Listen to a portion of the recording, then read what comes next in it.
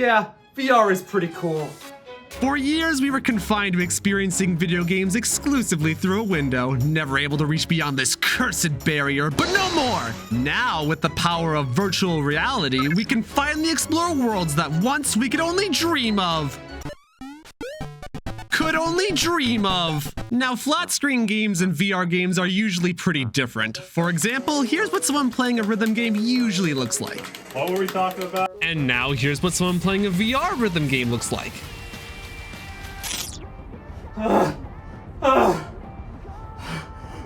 You suck. Now, that's not to say there aren't any VR equivalents for flat screen games. Usually there are remakes or reimaginings of flat screen games to allow for the use of a VR headset, but most of the time, these worlds are separated. But what happens if we combine those worlds together anyway? Well, that's when you get something special, something unique, something like Davigo.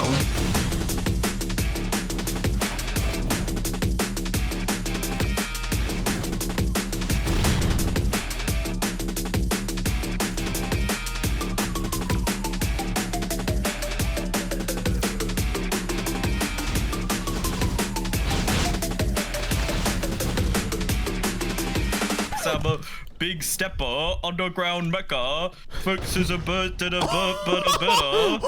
Straight error, I'm gonna die. Now, this isn't the first game to use a VR versus flat screen format. In fact, there's quite a few games that already do this, most of them being party games or just a side mode in a VR game. But why am I talking about Davigo specifically? After all, the game hasn't been updated in 14 months? Okay, stick with me on this. Davigo is a cross-reality multiplayer game. Okay, there are two types of players, that being the Giant, the player within VR, and the Knights, the 4 players outside of VR. Now let's say you're playing as a Knight. Your objective varies on the mode you play. You have Brawl, where you fight to the death, Tower, where you attack the tower and then fight to the death, and Capture, where you gather ore to charge explosives to fight to the death. So there's one mode. However, as the Giant, your objective is to... The Giant is by far the most fun role to play within Davigo. I mean, who doesn't want to be a giant floating head with these grippers? Yes, with the power of virtual reality, you have not only one, but 2 hands. And you can use these hands to pick up and throw things at those puny mortals walking across your front lawn. That being blocks, trees, snow chunks, and whatever else you can find within the map. Oh, shit. Wait, what's this yellow? Oh, that's a tree. There's a tree stuck in the area. But if you ever run out of things to throw, you can always throw a temper tantrum in response to spawn some baby blocks in, which I'm convinced are the fastest objects you can throw in the entire game. Look at this shit! Oh, and let me be clear, you don't have to throw anything to do damage. You can pick up a tree and take your time to sweep the place clean. This point is mine. Go you! Happy trails, laborer. However, if the Knights know how to parry, you can end up in a bit of an intense tennis match that can go on until someone messes up or, you know, gives up.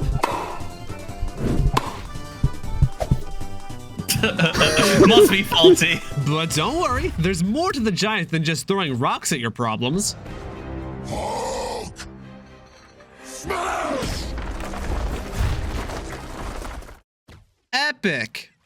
The Fisher and Slam allow you to turn your brain off for an extended period of time and just say f it while randomly slamming your fist down wherever you see fit. Baby Giant want smashy. And this strategy can work to an extent because if you have the play space for it, you can just take control of the area or, you know...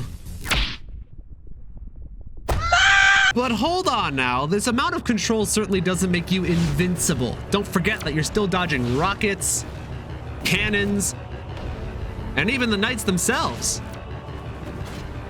What if you can't break through their defenses? What if they're hiding just out of sight? What if the rockets are relentless? Then there's only one ability to rely on.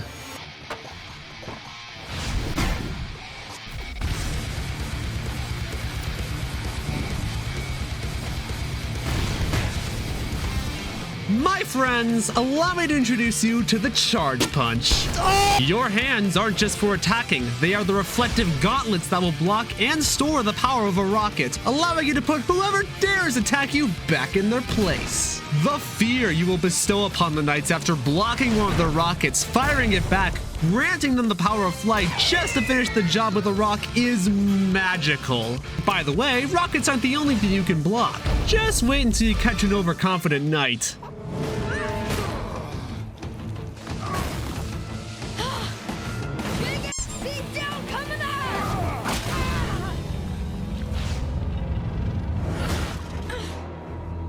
And you are? I prefer to know who I'm dismembering. I think now is the perfect time to explore the wonderful world of the knight.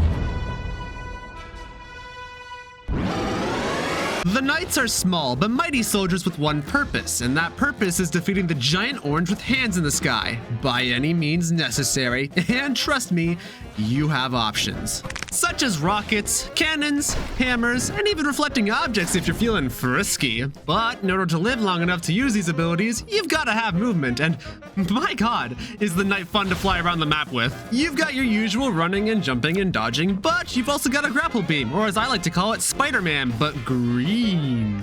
This thing is sick. You can grapple onto literally anything, allowing you to fly across the map at incredible speeds. But you fell. I did not fall. I simply went into the water and came back up afterwards. Combine that with the magical world of rockets and you might find yourself in some unique situations. Although these abilities don't make you invulnerable, and if you happen to get grabbed without any rockets to free yourself, that tends to be it. Lights out. Oh rockets. These lovely tools of destruction are your main weapon as a knight. And here's a word of advice. Even if the giant is throwing objects at you, fire a rocket anyway. You never know when it'll sneak through and give you a free hit, or even just destroy whatever's being thrown your way. Now, it's not always shooting and praying. If you're in a game with more than just one knight, the giant will have a protective metal plate, negating all possible damage from behind, so you'll need to do your best to find an angle. I usually go for the cheek if I'm off to the side. Find enough of these angles while the giant isn't looking and boom, you've won the game. However, if the giant is focused on you, or worse, grabs you, you have the lovely rocket jump that allows you to slip through those nasty grippers and get to a safe location. This is also useful for dodging slams or recovering from attacks. Just make sure your recovery doesn't lead you to more danger. For example, if you're flying off the map and the giant is still focused on you, you can either A, fall out of the map and receive small chip damage, or B, attempt to make your way back and more often than not, get punished for it. And yes, as you saw in the last clip, you can indeed fly with the power of rockets. If you ever need to fly back to land or want to line up a sneak attack, rockets are your best friend for that. Just be aware that the giant will often hear you coming. However, build up enough time while riding a rocket and something amazing could happen. Would you quit it? That's a wall. Oh my Just happened. No, your eyes do not deceive you. That was, in fact, a crit rocket. At least I think it was. I haven't been able to recreate this clip, but my working theory is that the rocket's timer ran out upon hitting the giant, resulting in a critical hit.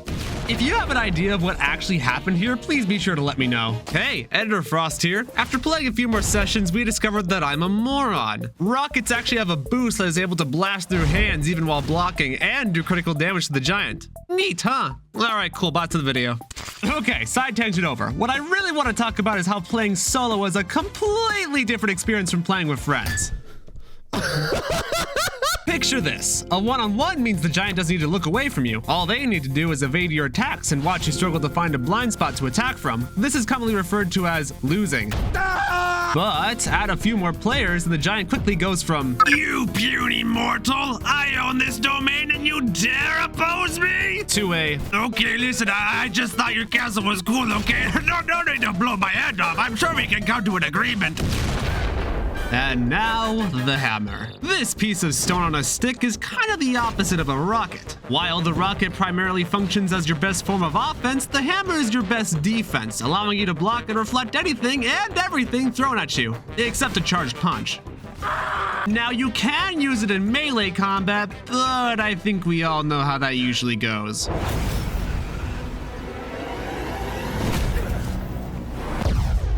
Lastly, Davigo is only as fun as you make it, and the community wholeheartedly believes that, which is why I'm quickly bringing modded maps into the mix because there are some pretty cool ones. This Minecraft world is one of my favorites. All right, Evan, stand still. Oh, a swing, bat, dude. A swing.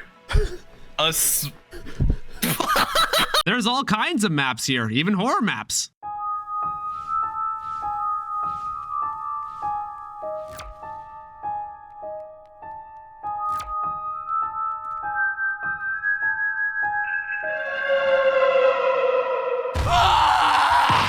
Okay, maybe we edited that one. But unfortunately, there's not a lot of active players within Davigo, and to film this video, I had to constantly ask friends or people from the Discord server to join a lobby with me. But the point is, this game has been some of the most fun I've had in VR for a while, and if you're like me who's had a VR headset gathering dust, and you want to give your friends a good time, I recommend giving Davigo a go. Even though the game hasn't been updated in over a year, the developers are actively working on it. Who knows, maybe they'll update it soon and I could talk about it again.